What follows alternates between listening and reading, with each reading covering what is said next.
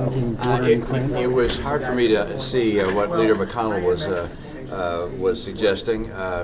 He seemed to be of two minds in the conversation.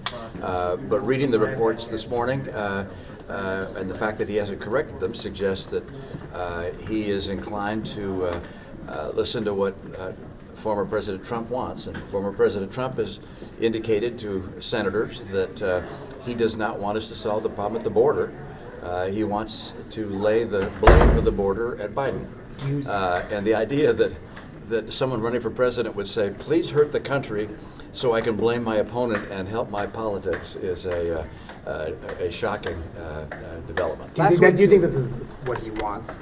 The issue, Donald Trump. This is what he's. I think the border is a very important issue for Donald Trump, and the fact that he would communicate to Republican senators and Congresspeople that he doesn't want us to solve the border problem because he wants to blame Biden for it is really appalling.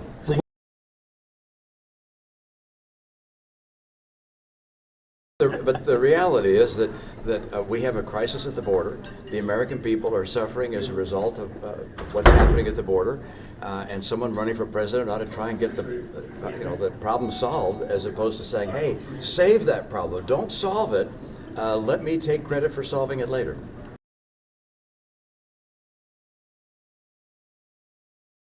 What does it mean for the future of Ukraine? Well, clearly, our meeting yesterday, there was overwhelming support for Ukraine. There were a few people who said, hey, let's not provide additional funding. They gave their reasons. But the great majority of those who spoke were in favor of supporting Ukraine and felt there was a need in American interest to push back as we can against Russia, to make sure that Russia doesn't keep doing this further, and by the way, going into NATO nations that could draw us into war. So there was, I think, a strong feeling in that regard. But how this is affected by President Trump weighing in and saying, don't solve the problem at the border, is a real question. Senator.